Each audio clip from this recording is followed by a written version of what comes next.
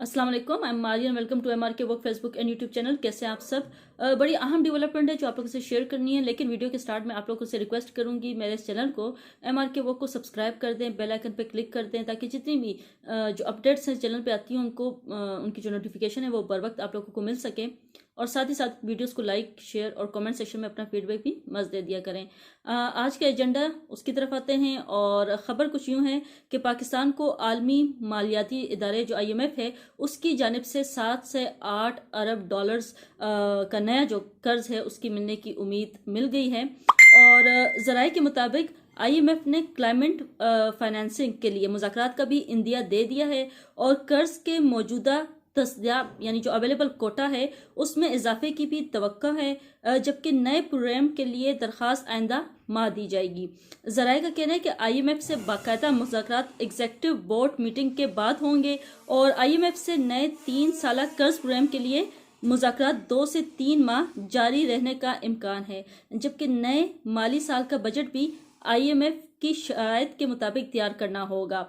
और इसके अलावा ज़राए के मुताबिक बिजली, गैस टैरिफ में इजाफा, कॉस्ट रिकवरी इस्लाहात और नए टैक्स इकदाम शराइत में शामिल हैं। महंगाई में कमी आने तक पॉलिसी रेट में कमी ना करने की भी यकीन दहानी कराई गई है। ज़राए ने यह भी बताया कि IMF ने पाकिस्तान की जिम्मेदार कर्ज को पायदार करार दिया, ताहम कर्जों की अदायगी के लिए एक्सटर्नल फाइनेंसिंग यकीनी बनाना होगा।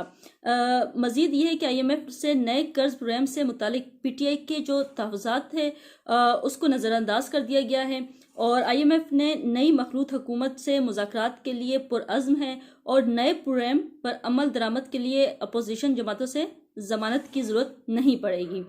ये कुछ IMF के वाले से थी, कुछ शराइत के वाले से। और मज़ीद ये कि उनको अब अपोजिशन की भी ज़रूरत नहीं पड़ेगी कि वहाँ से मंजूरी हो या उनकी ज़मानत करनी पड़े, मीन जो जिस तरह से वहाँ से अपोजिशन से मंजूर किया जाता है तो उसकी भी ज़रूरत नहीं पड़ेगी इस IMF प्रोग्राम को इनको नई मखलूत हुकूमत को देने के लिए। IMF ने ये तमाम जो उनकी तरफ से जो डिटेल्स हैं वो कुछ इस तरह से ज़राए के मुताबिक मिली हैं, तो मैंने कहा आप लोगों से शेयर कर दूँ। और इसके अलावा जो महंगाई के मारे अवाम हैं उन पे जैसे कि बम गिरता ही रहता है टाइम टू टाइम। एक तरफ से कर्ज रहते हैं तो दूसरी तरफ से महंगाई का जो बम है वो भी गिरता रहता है। तो महंगाई के मारे अवाम पर एक और बिजली बम यानी कि बिजली मजीद महंगी करने की ये खबर है। नेपरा ने महंगाई के मारे अवाम पर एक और बिजली बम गिराते हुए बिजली मजीद महंगी कर दी है। National electric power regulatory authority यानी कि नेपरा ने कराची समेत मुल्क भर के लिए बिजली मजीद महंगी करने की भी मंजूरी दे दी है।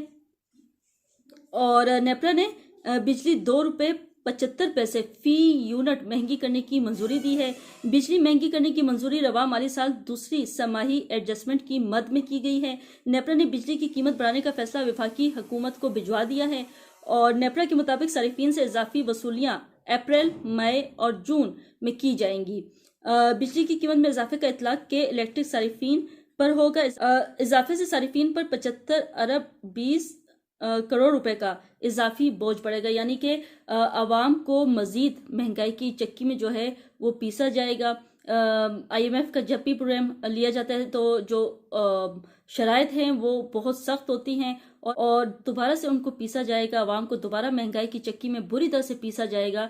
बल्कि सारी तैयारियां मुकम्मल कर दी गई हैं। जिस तरह से बिजली महंगी आ रही थी, जिस तरह से बिल आए हैं और अब मज़ीद जो बिल हैं, क्योंकि सर्दियां थी, सर्दियों में भी बहुत ज़्यादा बिल आ रहे थे और अब तो गर्मियां आ रही हैं और दोबारा से जो है वो फिर एक नया बिजली बम गिरा दिया गया है।